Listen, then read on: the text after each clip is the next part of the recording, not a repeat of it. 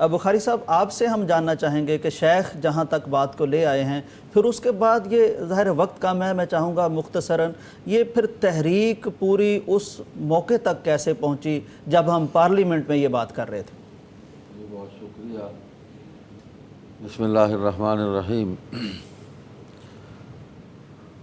نشتر medical college Multan کے طلباء کے ساتھ ربوہ موجودہ چناب نگر اس کے ریلوے اسٹیشن پر جو تشدد ہوا، دراصل یہ قادیانیوں کا موروثی طریقہ کار ہے۔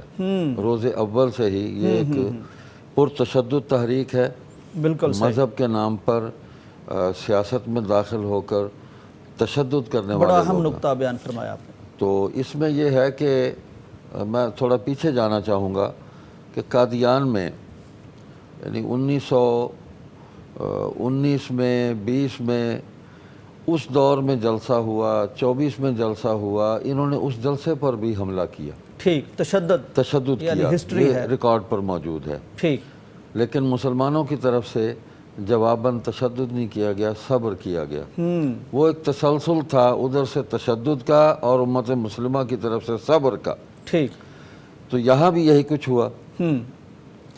اس صبر کے نتیجے میں مجھے یاد ہے کہ وہ ان کا میں نام لینا چاہوں گا جن طلباء نے یہ قربانی دی اور ان پر یہ تشدد ہوا۔ ان کے لیڈر تھے اس وقت اسٹوڈنٹ لیڈر ڈاکٹر ارباب عالم۔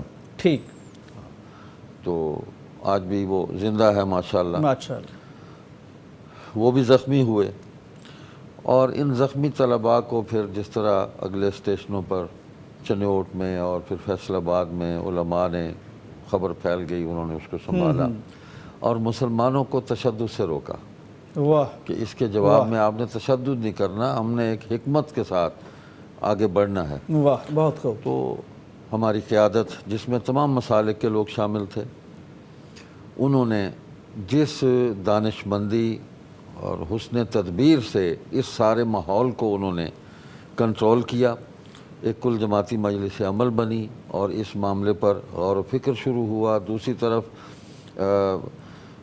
حکومت کی طرف سے تحقیقاتی کمیشن بنا، جیسے مولانا نے بتایا، جسٹس سمدانی تھے اس کے سربراہ۔ تو یہ مختلف ادارے اپنے اپنے کام میں مصروف ہوئے اور عوام کے اندر علماء اس بات کو لے کر چلے کہ جناب یہ تشدد ہوا ہے اور اس کا کوئی علاج کرنا چاہیے اور ہمیں انصاف ملنا چاہیے۔ بالکل ٹھیک۔ تو یہ پھر ایک تحریک کی صورت بنی اور کل جماعتی مجلس عمل بنی ہے۔ پھر اس میں مولانا سید محمد یوسف بنوری رحمۃ اللہ علیہ وہ اس کے صدر بنے، اور مولانا محمود احمد رضوی وہ اس کے سیکرٹری جنرل تھے، مولانا مفتی محمود، مولانا شاہ احمد نورانی، اور اسی طرح مولانا سید ابو ذر بخاری امیر شریعت عطا اللہ شاہ بخاری کے فرزند تھے، آغا شورش کاشمیری، مولانا تاج محمود، اس میں حکیم عبدالرحیم اشرف تھے، حاجی فیصل آباد سے علامہ احسان اللہ ظہیر تھے، حافظ عبدالقادر روپڑی صاحب تھے، بالکل ٹھیک، یہ سارے تمام لوگ مسالک تھے کے یہ جید اور ممتاز اور انہوں نے پھر اس کو ایک تحریکی صورت دی۔ مطالبات تھے کہ ان کو گرفتار کیا جائے، اس کی انکوائری کی جائے، سزا دی جائے اور مرزائیوں کو غیر مسلم اقلیت قرار دیا جائے۔ وہ جو پرانا مطالبہ تھا 1953 کی تاریخ ختم نبوت میں، اس کو پوری قوت کے ساتھ آگے پیش کیا۔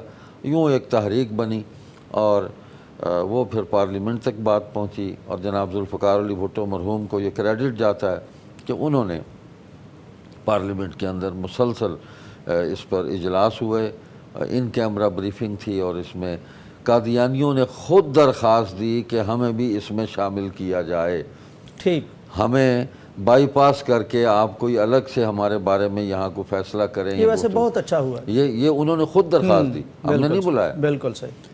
تو وہ خود اس میں شامل ہوئے اور وہاں وہ اپنا مقدمہ خود ہارے، اور پوری اسمبلی نے، اور انہیں بڑا طویل ٹائم دیا گیا۔ بہت طویل ٹائم ہے، دونوں گروہوں پر یہ بحث ہوئی، ان کا لاہوری گروپ جو ہے اس پر بھی اور جو ربوہ کا گروپ تھا قادیانی اس پر بھی، اور ان کو اپنا موقف پیش کرنے کا کھلا موقع دیا گیا، دونوں درخواست دے کر آئے کہ ٹھیک ہے۔